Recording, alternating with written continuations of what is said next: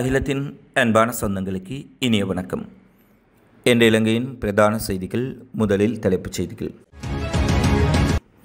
மஹிந்த ஆட்சியில் இடம்பெற்ற படுகொலைகள் அனுரா அரசிடம் நீதி கோரும் ஸ்ரீநேசன் எம்பி. வெளியானது 2025 ஆண்டு இடைக்கால வரவு செலவு திட்ட நிதியொதுக்கீடு விவரம். வங்காள விரிகுடாவில் மீண்டும் உருவாகவுள்ள காற்று சுழற்சி, புயல், சூறாவளி ஏற்படும் அபாயம். மின்கட்டண குறைப்பு திருத்தப்பட்ட பிரேரணை நாளை சமர்ப்பிப்பு. மதுபான சாலை அனுமதி பத்திர விவகாரம், ஜனாதிபதி அனுர விடுத்த அதிரடி பணிப்புரை. ரயில் சுரங்கத்திற்குள் சடலமாக கிடந்த இளைஞன். இலங்கை வந்தடைந்தார் அமெரிக்க உதவி ராயாங்க செயலாளர் டொனால்ட் ட்ரூ. ஆடை தொழிற்சாலையில் 50 ஊழியர்களுக்கு ஏற்பட்ட கதி. இலத்திரனியல் வாகன இறக்குமதி தொடர்பில் அரசாங்கத்தின் தீர்மானம். வரலாற்றில் அதிக வரி வருமானத்தை ஈட்டியுள்ள இலங்கை சுங்க திணைக்களம். தொடர்பென விரிவான செய்திகள். மஹிந்த ராஜபக்ச ஆட்சி செய்த 2004 மற்றும் 2005 இடைப்பட்ட காலங்களில் சட்டவாட்சி பலமிதமாக இருந்ததன் காரணமாக 40க்கும் மேற்பட்ட ஊடகவியலாளர்கள் படுகொலை செய்யப்பட்டதாக நாடாளுமன்ற உறுப்பினர் ஞானமுத்து ஸ்ரீநேசன் தெரிவித்துள்ளார். இன்றைய நாடாளுமன்ற அமர்வில் கலந்து கொண்டு உரையாற்றும் போது அவர் இதனை குறிப்பிட்டார். அத்தோடு குறித்த படுகொலைகள் தொடர்பான குற்றவாளிகள் இன்னும் கைது செய்யப்பட்டு தண்டனை வழங்கப்படவில்லை என்றும் அவர் சுட்டிக்காட்டியுள்ளார். தொடர்ந்தும் அவர் கூறுகையில் 40க்கு மேலான ஊடகவியலாளர்கள் படுகொலை செய்யப்பட்டிருக்கின்றார்கள். அது மட்டுமல்லாமல் தமிழ் தேசிய கூட்டமைப்பை அளிப்பதற்கான எமது சிரேஷ்ட தலைவர் ஜோசப் பரராஜசிங்கம் படுகொலை செய்யப்பட்டார். அத்தோடு மாமனிதர் என போற்றக்கூடிய ரவிராஜ் கொழும்பில் படுகொலை செய்யப்பட்டார். மேலும் அம்பாறை மாவட்டத்தின் முன்னாள் நாடாளுமன்ற உறுப்பினர் சந்திரநேரு படுகொலை செய்யப்பட்டார். எனினும் குற்றவாளிகளுக்கு தண்டனை வழங்கப்படவில்லை. இந்த நாட்டில் ஜனநாயகம் இருக்கின்றதா என்ற கேள்வி காணப்பட்டது. சுருக்கமாக சொல்லப்போனால் பணநாயகம் நாட்டை ஆட்சி செய்தது. வீதிகள் எல்லாம் பிணங்கள் குவிந்து காணப்பட்டன. பாரிய குற்றங்களை இழைத்துவிட்டு கௌரவர்களாக உலகி வந்த அந்த குற்றவாளிகள் இந்த ஆட்சியில் சட்டத்தின் முன் நிறுத்தப்பட வேண்டும். அவர்களுக்கு முறையான தண்டனைகள் வழங்கப்படுவதன் மூலமாக சட்டவாட்சியை பலப்படுத்த வேண்டும். இது நான் அனுரா அரசுக்கு விடுக்கும் வேண்டுகோளாக இருக்கின்றது என அவர் மேலும் தெரிவித்துள்ளார். 2025 ஆண்டின் முதல் 4 மாதங்களுக்கு முன்வைக்கப்பட்ட இடைக்கால வரவு செலவு திட்டம் தொடர்பான நிதியொதுக்கீடுகள் குறித்த விவரங்கள் வெளியாகியுள்ளது. இதன்படி முன்வைக்கப்பட்ட இடைக்கால வரவு செலவு திட்டத்திலிருந்து அரசாங்க அலுவல்களை நடத்துவதற்கும் ஆரம்பிக்கப்பட்டுள்ள திட்டங்களை தொடர்வதற்கும் மொத்தமாக ஒதுக்கப்பட்ட தொகை 1402 பில்லியன் ரூபாவை அண்மித்துள்ளது. போக்குவரத்து, நெடுஞ்சாலைகள், துறைமுகங்கள் மற்றும் சிவில் விமான போக்குவரத்து அமைச்சகத்திற்கு அதிக தொகை ஒதுக்கப்பட்டுள்ளதாக தெரியவந்துள்ளது. அந்த தொகை 220 பில்லியன் ரூபா ஆகும். மேலும் நிதி திட்டமிடல் மற்றும் பொருளாதார அபிவிருத்தி அமைச்சுக்கு 186 பில்லியன் ரூபா, பொது நிர்வாகம், மாகாண சபைகள் மற்றும் உள்ளூராட்சி அமைச்சுக்கு 170 பில்லியன் ரூபா, சுகாதாரம் மற்றும் வெகுஜன ஊடக அமைச்சுக்கு 169 பில்லியன் ரூபா, பாதுகாப்பு அமைச்சுக்கு 142 பில்லியன் ரூபாய் என இந்த இடைக்கால வரவு செலவு திட்டத்தில் ஒதுக்கப்பட்டுள்ளது.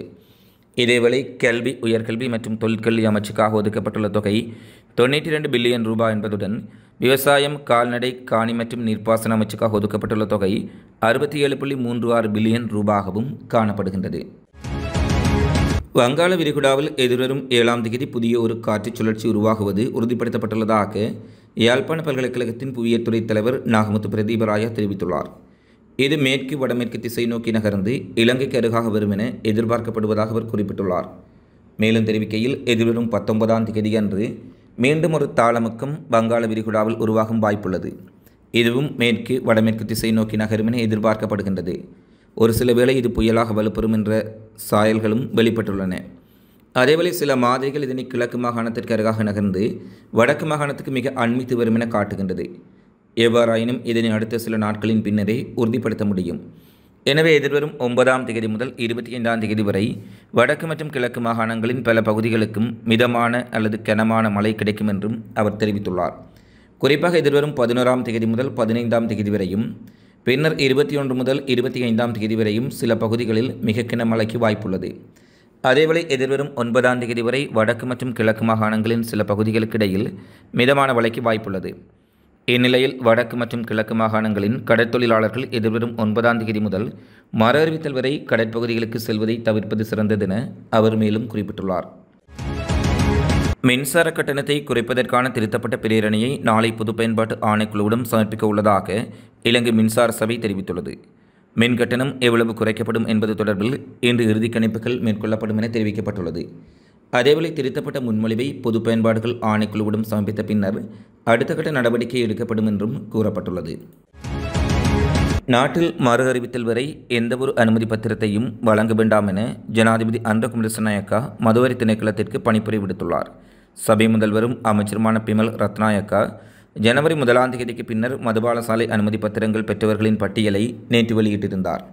அந்த காலப்பகுதியில் 361 அனுமதி பத்திரங்கள் வழங்கப்பட்டுள்ளதாகவும் அதில் 172 பேர் முன்னாள் ஜனாதிபதி ரணில் விக்ரமசிங்கவினால் அரசியல் லஞ்சமாக வழங்கப்பட்டவை எனவும் பிமல் ரத்நாயக்கா தெரிவித்தார். இதேவேளை மாதாந்த நிலுவைத் தொகையான 5.7 பில்லியன் ரூபாவை செலுத்த தவறியதன் காரணமாக டபிள்யூ மெண்டிஸ் மற்றும் நிறுவனத்தின் மதுபான உரிமத்தை இன்று முதல் இடைநிறுத்துவதற்கு மதுவரி திணைக்களம் தீர்மானித்துள்ளது.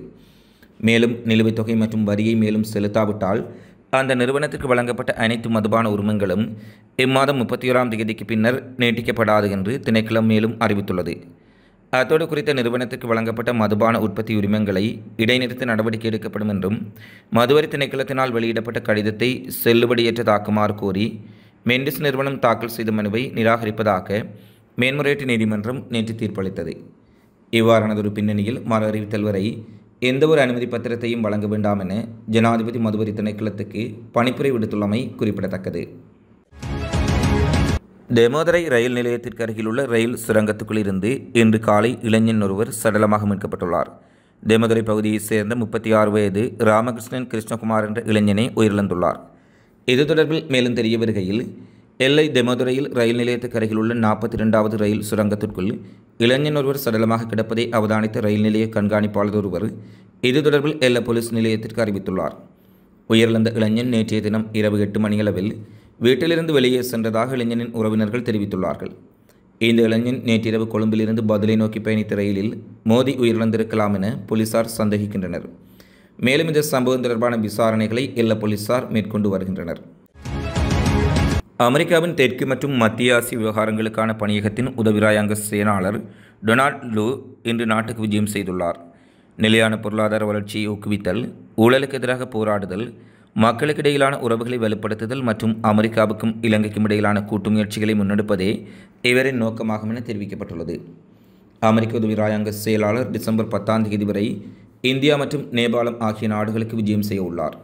பிராந்திய செழிப்பு மற்றும் பாதுகாப்பை மேம்படுத்துவதற்கு தெற்காசியாவின் முக்கிய பங்காளிகளுடன் ஒத்துழைப்பை வலுப்படுத்துவதே இந்த விஜயத்தின் நோக்கமாகும் என்று அமெரிக்க வெளியுறவுத்துறை தெரிவித்துள்ளது.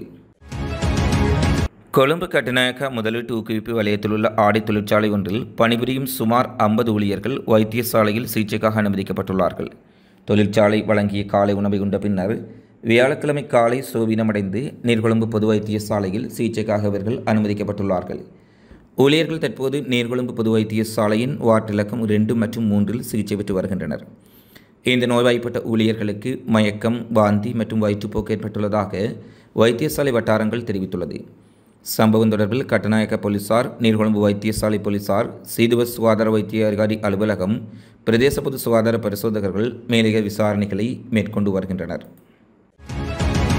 இலங்கையில் உள்நாட்டு வெளிநாட்டு ஊழியர்களுக்காக இலத்திரனியல் வாகனங்களை இறக்குமதி செய்வது தொடர்பில் அரசாங்கத்தினால் விசேட கணக்காய்வு ஒன்று நடத்தப்பட்டுள்ளது. இது தொடர்பான அறிக்கை இன்று நாடாளுமன்றத்தில் சமர்ப்பிக்கப்படும் என தெரிவிக்கப்பட்டது. குறித்த தகவலை சபாநாயகர் அசோக் ரன்வல குறிப்பிட்டுள்ளார். இதற்கமைய 2022 மே 1ஆம் தேதி முதல் செப்டம்பர் 15 வரை செயற்படுத்தப்பட்ட அத்திட்டத்தின் மூலம் இதற்கான அனுமதி பத்திரம் வழங்குவது தொடர்பில் தற்போது ஆய்வு செய்யப்பட்டுள்ளது.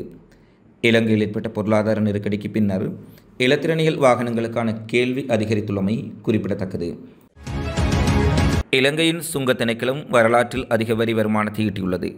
இந்த வருடத்தில் எதிர்பார்க்கப்பட்ட வருமானத்தில் 90%க்கும் அதிகமான வரி வருமானத்தை இலங்கை சுங்க திணைக்களம் ஈட்டியுள்ளதாக மேலதிக பணிப்பாளர் நாயகமும் பேச்சாளருமான சீவலி அருக்குட தெரிவித்துள்ளார். வரி வருமானத்தின் ஊடாக இந்த வருடத்தில் 1.53 டிரில்லியன் ரூபாய் எதிர்பார்க்கப்பட்டது. அதற்குமே இந்த வருடத்தின் இதுவரையான காலப்பகுதியில் 1.38 டிரில்லியன் ரூபாவை வரி வருமானமாக இலங்கை சுங்க திணைக்களம் ஈட்டியுள்ளதாக கூறப்பட்டுள்ளது. இத்துடன் இலங்கையின் இன்றைய பிரதான செய்திகள் நிறைவடைகின்றன. தொடர்ந்தும் இலங்கை செய்திகளை உடனுக்குடன் அறிந்து கொள்ள அகில ஊடகத்தோடு இணைந்திருங்கள்.